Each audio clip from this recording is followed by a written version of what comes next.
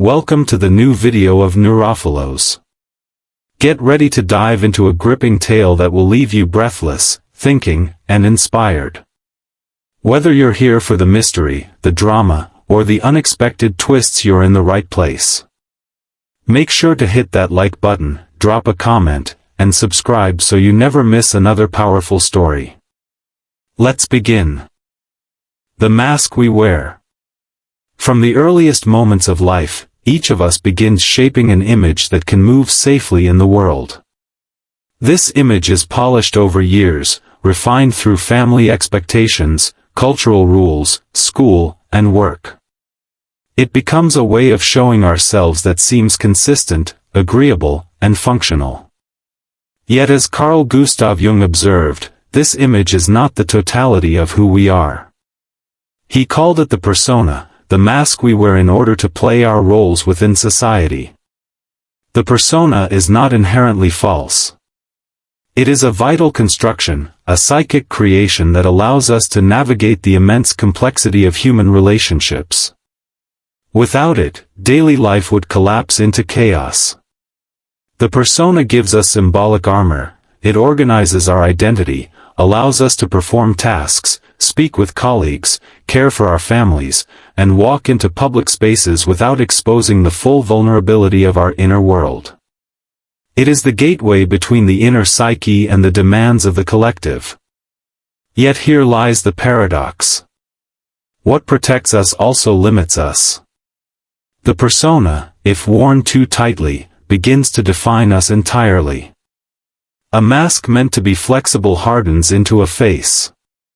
We start believing that the role we perform, the polite worker, the attentive friend, the competent professional, is our authentic being. Jung warned of the danger in this. When identification with the persona grows too strong, the deeper self begins to fade into obscurity. The signs of this disconnection often creep in subtly. One day you may find yourself speaking words you do not truly believe, simply because they are expected. You may smile automatically, not out of joy but out of obligation. You may silence your authentic opinions for fear of rejection, or exaggerate your virtues to secure acceptance. At first, these gestures seem harmless, even necessary. But over time, they begin to carve distance between your lived experience and your inner truth. Eventually, the individual reaches a crisis point, the sensation of being present in the world but absent from oneself. This is not dramatic despair but a quieter form of alienation, an unnamed emptiness, a subtle dissonance. You continue to play the roles, respond to demands, publish your words, meet expectations, but beneath it all something restless stirs. The soul whispers, "This is not the whole of you." The great error is to imagine that the persona must be destroyed. Jung insisted otherwise. The persona is not an enemy but a bridge. Society requires it, relationships depend on it, and the ego cannot function without it. The true task is to recognize it for what it is, a tool, not a destination. To wear the mask knowingly, without confusing it with your essence. Awareness is the price of passage. You must learn to ask, how many times today did I speak what others wished to hear instead of my own truth? How many times did I nod in agreement while my inner voice protested? How many times did I smile to conceal fatigue or pain? These are not signs of weakness but signals of the persona at work. It is a game we all play, but few have the courage to interrupt. The courage lies in pausing, acknowledging that behind the carefully arranged image lives someone waiting to be seen. The journey toward the true self does not begin with grand revelations but with the quiet willingness to look inward, without masks, without filters, without fear. To glimpse the being beyond the armor. This recognition marks the first threshold of the archetypal journey. It is the first step toward wholeness, for only by understanding the mask can you begin to discover the face beneath. The persona is necessary, but you are not confined to it. You are more than the role, more than the smile, more than the words rehearsed for the crowd. Behind the mask is a living soul, and the path forward begins with the courage to cross into that hidden terrain. Meeting the shadow. Once the mask of the persona is recognized for what it is, a protective surface rather than the essence of identity, attention inevitably shifts to what lies beneath it. What has been silenced, repressed, or ignored begins to stir. This hidden dimension is what Jung called the shadow. The shadow is not a mistake, nor is it simply the bad side of human nature. It is a container for everything that does not fit into the conscious picture of who we believe ourselves to be. Within it dwell the impulses we find shameful, the fears we avoid, the desires we deny, and the traits we condemn in others because we cannot admit them in ourselves. Yet alongside these darker aspects also live forgotten gifts, creativity we once suppressed, courage we doubted, instincts we distrusted. The shadow is not an enemy, it is a neglected sibling of the self. Signs of the shadow appear in everyday life. It surfaces in the sudden flash of anger that surprises even you. It whispers in moments of envy, when you cannot explain why someone else's success unsettles you. It takes form when you sabotage your own happiness, disrupting moments of peace because something restless resists contentment. These eruptions are not random. They are messages from the shadow, pushing against the walls of repression, demanding acknowledgement. In myths and dreams, the shadow often takes on the guise of a threatening figure, the rival who blocks your path, the monster at the village edge, the stranger you distrust without reason. Symbolically, these figures stand at the threshold of transformation, guardians of the gate to the underworld. They are not there to destroy you but to test your courage, to insist that you turn inward and face what you have exiled. Jung taught that the task is not to conquer or suppress the shadow but to enter into dialogue with it. Denial only strengthens its grip, forcing it to act unconsciously through projection. This is why we so often despise in others the very qualities we fail to acknowledge in ourselves. The judgment we cast outward is a reflection of what we have not integrated inward. Facing the shadow requires discernment. It does not mean indulging every impulse or surrendering to destructive desires. Rather, it means recognizing the energy behind those impulses and listening to what they are trying to reveal. Sometimes the shadow's demand is for spontaneity in a life too rigid, for truth in a life filled with pretense, for instinct in a life drowned in reason. When honored consciously, these energies can transform from saboteurs into allies. To integrate the shadow is to step out of the narrow moral game of good versus evil and into the deeper realm of human wholeness. This does not make one lawless or immoral, it makes one honest. It allows the individual to acknowledge complexity, that light and darkness exist together, that cruelty and compassion both belong to human possibility, that strength can grow out of wounds. The shadow is the beginning of awakening. To meet it is uncomfortable, sometimes frightening, yet always necessary. Jung wrote, "Those who look outside, dream. Those who look inside, awaken." The shadow is the first gate to that awakening, because only by facing what you have hidden can you reclaim the fullness of your being. If left unexamined, the shadow shapes life from the shadows, sabotaging relationships, distorting choices, narrowing the horizon of possibility. But when brought into the light with awareness, compassion, and firmness, it transforms. The wolf at the village edge becomes a guide rather than a predator. The rival becomes a teacher. The stranger becomes a mirror. To walk into this territory is to accept that your wholeness cannot be achieved by editing yourself into perfection. It requires acknowledging the very things you once rejected. And in that act of recognition, something powerful shifts. What was once darkness becomes energy. What was once hidden becomes strength. And the journey toward integration moves forward, deeper into the landscape of the psyche. The Anima and Animus.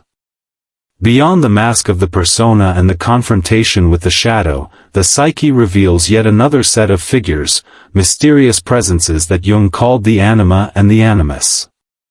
These are not merely psychological curiosities but archetypes that profoundly shape how we think, feel, create, and relate to others. The Anima represents the inner feminine within a man's psyche. She is not just emotion or sensitivity but the bridge to intuition, depth, and the unconscious. She appears in dreams and visions as a muse, a goddess, a nurturing mother, a dangerous witch, or a wise guide. Her many faces reveal her role. She is both the source of inspiration and the challenger of illusions. When ignored, the Anima can distort relationships, causing a man to project idealized fantasies or deep resentments onto the women around him. But when acknowledged, she enriches life with feeling, creativity, and soulful connection. The Animus, conversely, is the inner masculine within a woman's psyche.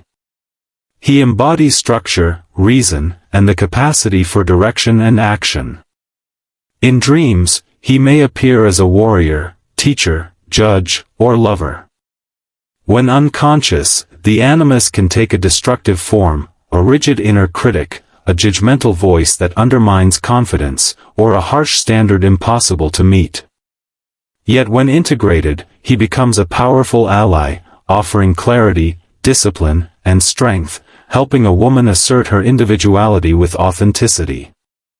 Together, Anima and Animus are not simply gendered traits but bridges between consciousness and the unconscious. They connect the ego with the greater self.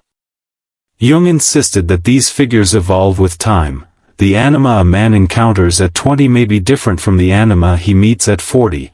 The Animus in a woman's psyche matures from youthful rigidity into wisdom. They are living symbols that change as we change, guiding the psyche toward balance. The danger comes when they are denied.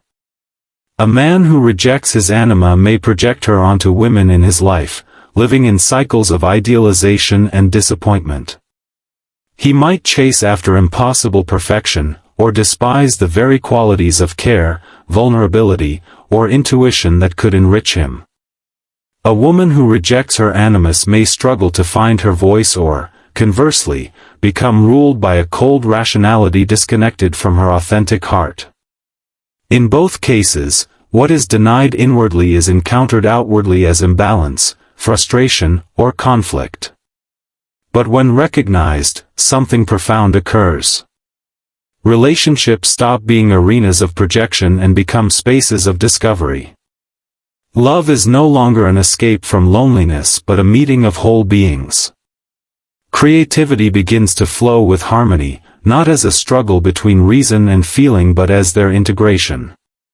The inner dialogue between Anima and Animus strengthens the individual's capacity to engage with life authentically. This integration requires courage.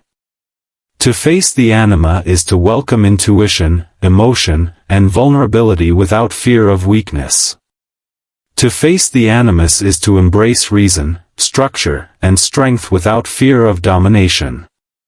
Jung emphasized that wholeness is not about eliminating opposites but about learning to hold them together. Anima and Animus remind us that each soul carries polarity. The feminine and masculine are not simply social roles but cosmic principles woven into human existence. When Anima and Animus are honored, they act as mediators of the soul, opening the way toward deeper encounters, with others, with creativity, and with the self. They help us see more clearly, love more fully, and inhabit the psyche with balance. Thus, after recognizing the mask and facing the shadow, the journey moves into dialogue with these inner figures. They ask us to accept complexity, to let intuition walk beside reason, to allow sensitivity to complement strength. In their union, the psyche discovers a new harmony. And with this harmony, the path opens toward the next stage of the journey, the heroic call to transformation. The hero and the great mother. After the mask has been recognized, the shadow confronted, and the anima and animus acknowledged, a new force arises from within the psyche. It is the stirring of the hero, the archetype of transformation, the restless will that refuses to remain bound by comfort or illusion. The hero is not merely a figure of legend or myth, he is a living symbol of the inner drive to confront difficulty, to go beyond the known, to wrestle with chaos and emerge renewed. In stories across cultures, the hero leaves the village, crosses deserts, battles monsters, descends into darkness, and faces trials that test every fiber of strength. These myths are not just entertainment, they mirror the psychological process each person undergoes when life demands growth. The monsters the hero faces represent repressed fears, unresolved traumas, and unintegrated aspects of the unconscious. The deserts he crosses embody the barren emptiness one feels after the old identity dissolves. Loss, humiliation, and despair mark the dissolution of ego pride, preparing the ground for a new consciousness. The hero is summoned by necessity. The call may arrive through crisis, the collapse of a relationship, the onset of illness, a sudden loss, or a persistent dream that refuses to fade. Something in the soul whispers, life cannot continue as it is. To answer this call requires courage, not the bravado of invincibility, but the courage of one who knows fear and chooses to act anyway. The hero archetype embodies this spirit of necessity, pressing the individual forward when retreat seems safer. Yet the hero's journey is never solitary. Along the way, the hero encounters a deeper figure, the Great Mother. She is the archetype of origin, the womb from which all life emerges and the ground to which all life returns. The Great Mother is both nurturing and devouring, both protective and suffocating. She embodies the paradox of existence itself, creation and destruction intertwined. In her luminous aspect, the Great Mother nourishes and sustains. She appears in dreams as earth, water, cave, or goddess, symbols of belonging, acceptance, and renewal. She whispers of rest, of home, of the primal ground of being. But in her dark aspect, she threatens to engulf. She suffocates, binds, and consumes. She appears as the abyss, the storm, the devouring giantess. These images remind us that the forces of life can heal or imprison depending on how we relate to them. The encounter with the Great Mother marks a turning point. The heroic ego, which has fought bravely against inner monsters, suddenly faces a force greater than itself. The individual bows before the cosmic, recognizing that life is larger than the personal will. This confrontation is not regression but reintegration. To meet the Great Mother is to reconnect with the instinct for belonging, the need for rootedness, and the search for meaning deeper than personal achievement. From this union arises the symbol of renewal, the divine child. This figure represents the possibility of rebirth after descent, the fragile spark of a new beginning. Appearing in dreams as a radiant baby, an innocent youth, or a wise child, it embodies latent potential and psychic regeneration. The divine child is not simply literal childhood but the capacity within each person to begin again, to create afresh, to recover innocence after struggle. Together, the hero, the Great Mother, and the divine child illustrate a cycle, descent into chaos, confrontation with the primal ground, and emergence into renewal. The hero gives the strength to journey, the mother offers both challenge and nourishment, and the child carries the promise of a future yet to be realized. This stage of the archetypal path teaches that transformation does not come from avoidance but from confrontation. To be reborn, something old must die. To find new meaning, the ego must surrender to forces greater than itself. Only then does the fragile light of renewal appear, a light that points the way toward the final stage of the journey, the encounter with the self. The self and wholeness. Every step of the journey, the persona recognized, the shadow confronted, the anima and animus balanced, the hero's trials endured, the great mother embraced, and the divine child born, leads toward a central archetype, the self. For Jung, the self is not a concept to be explained but an experience to be lived. It is the silent center of the psyche, the wholeness that underlies every fragment of identity, the deep order from which consciousness arises. The self is not the ego. The ego is the conscious I, concerned with survival, control, and social identity. It seeks stability and recognition in the outer world. The self, by contrast, transcends these concerns. It represents the union of opposites, light and dark, masculine and feminine, conscious and unconscious. Where the ego strives to maintain its narrow perspective, the self invites expansion, integration, and harmony. In dreams and symbols, the self often appears indirectly, as a wise elder, a golden child, a mandala, a circle, or a sacred light at the center of a dark landscape. These images are not random creations of the mind but expressions of a deeper order within the psyche. They do not explain, they transform. They awaken in us the sense that there is something greater than the personal ego, something that holds all contradictions together. To encounter the self is to realize that wholeness is not perfection.